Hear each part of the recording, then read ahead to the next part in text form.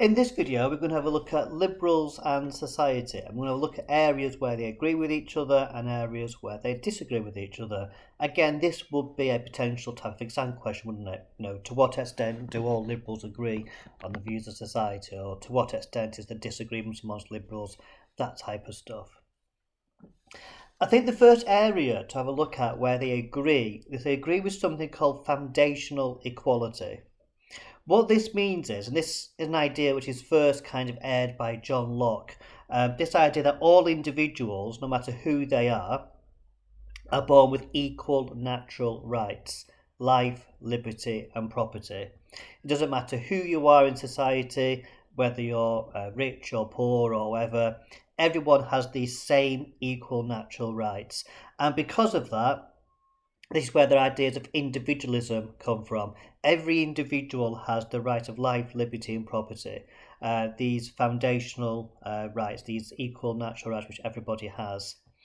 And unlike conservatives who say that you can't have society unless you've got a strong state which creates that kind of stability, John Locke disagrees with that. He argues that in the state of nature there was a society.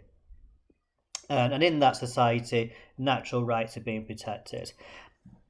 Now, all liberals do agree with this main idea, this idea that everyone has equal access to these equal natural rights, and that society plays an important role in protecting those rights. John Stuart Mill, one of our key thinkers from the Victorian period, he argued that the main purpose of society is to facilitate individualism. So any civilized society, its main job is to ensure that people can be as free as possible and able to pursue their own self-interest. Modern liberals also agree with this principle that everyone has these same foundational rights, these same foundational equality of life, liberty and property, and therefore they're quite keen that things like discrimination laws should be removed, and that every individual in society, whatever gender they are from or whatever strata of society which they are from, all should be able to enjoy these natural rights. So all liberals do agree on that. Where they disagree is not so much on the right itself, it's kind of I suppose the role the state plays, I suppose, in ensuring that these rights of society are actually fulfilled. So modern liberals point out that a classical liberal society is too individualistic. John Stuart Mill saying that the main role of society is to facilitate individualism. These sorts of arguments, they say, downgrade the ideas of like a common good. We said before when we looked at the previous video about freedoms and stuff, about how modern liberals believe that you can be individual but also look out for a common good as well.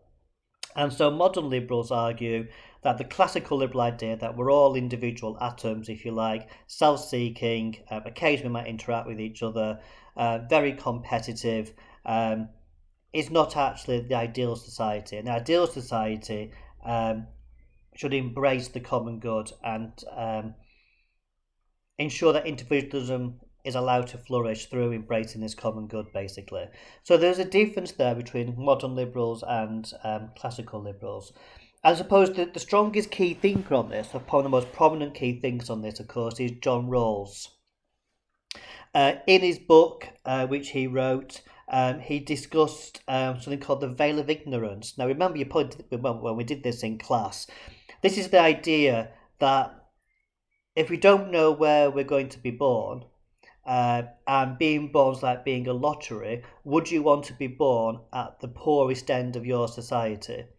And the idea of his book was to try and make people think about, actually, my own life might be quite nice, I might have a nicely paid job, I might be able to do all these various things, but actually, would I be happy to be born in Britain if I was born in the poorest stratum of British society, or his work about American society? And if the answer is no, then what should be done to improve that? So the idea of modern liberals like Rawls is that the state should be involved to try and help people to have their individualism. The state should be involved in helping society to encourage individualism from that poorest end of society. It should be providing things like healthcare, providing things like education and housing and welfare benefits, because people at the bottom end of society can only achieve individualism and freedom if they're given equal opportunities to achieve. And so for modern liberals, they see a much bigger state intervention in helping society at that bottom end achieve equality of outcome. No, sorry, wrong. Equality of opportunity, I mean, not equality of outcome, equality of opportunity. A criticism of this made by socialists is that equality of opportunity still leads to big differences in society because some people might grasp those opportunities better than others.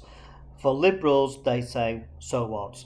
As long as we provide the equality of opportunity, everyone has the equal opportunity to pursue life, liberty and property, then it's up to them to actually achieve that. Other areas of society where there's general agreement amongst liberals is over meritocracy. This idea that people should be able to pursue their own talents, their own energies, all these various skills which people have.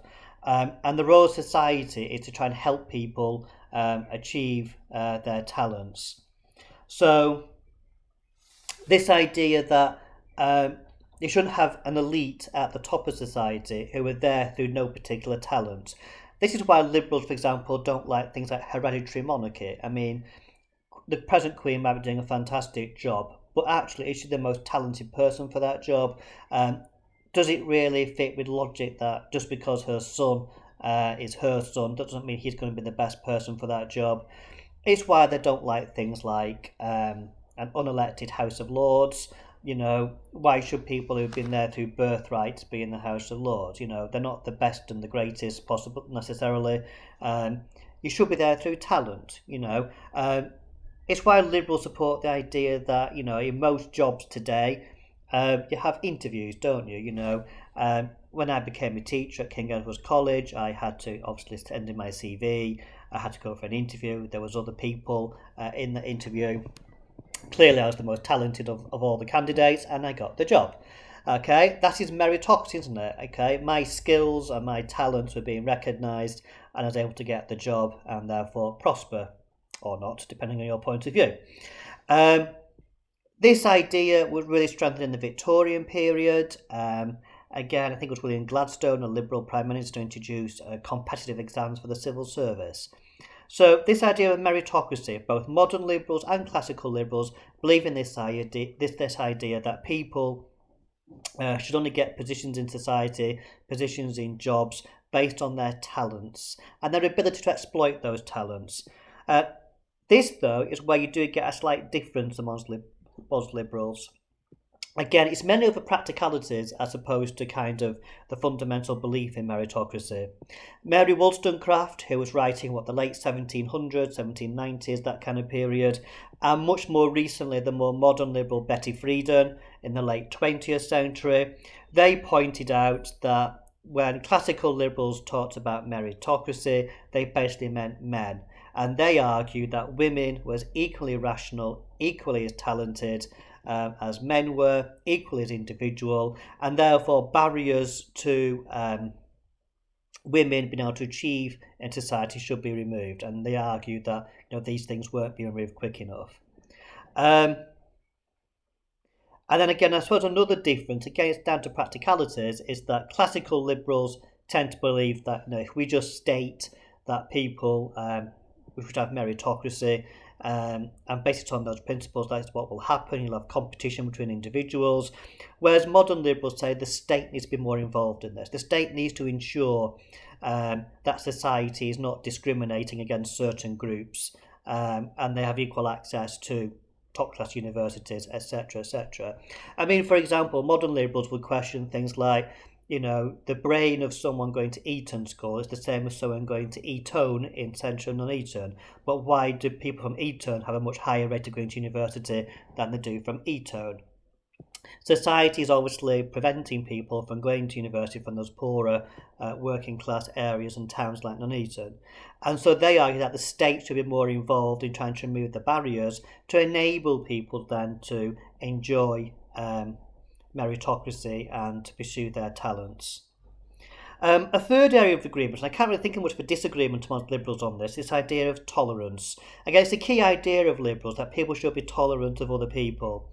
I think it was Voltaire who, I can't remember the exact phrase he used now, it's along the lines of, I disagree with everything you say, but I defend your right to say it, type of thing. So this idea that people should be tolerant in society, and that society should embrace tolerance and should support tolerance. So we should, in a liberal society, newspapers with different views, different TV stations with different views. If someone has certain views that differ to somebody else's, again, all these things should be tolerated. I suppose the only inhibitor to this is if that tolerance then harms someone else, which is where you get things like hate speech, isn't it, being legislated against, and all these various things. I suppose if tolerance then leads to intolerance, so, I'm trying to think of an absurd example, like a suicide bomber, for example, where he got his ideas from, those people should be stopped because they're going to harm other people as a consequence of what they're saying. So there are limits to tolerance, but liberals do generally believe in tolerance and we should be tolerant of different people's views, etc., etc. Again, it then fits into the harm principle about unless it harms other people.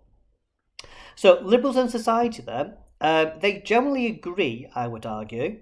They agree on foundational equality, they agree on tolerance, they agree on meritocracy. Where they disagree, again, it fits into this view of their role of the state which they have. They disagree over the ability of people to achieve foundational equality and the role the state should play to ensure that everyone does achieve that particular equality. And the same with meritocracy as well. Again, what role should the state have in ensuring that there is a true meritocratic society? But the fundamentals they actually do agree with: foundational equality, meritocracy, and tolerance.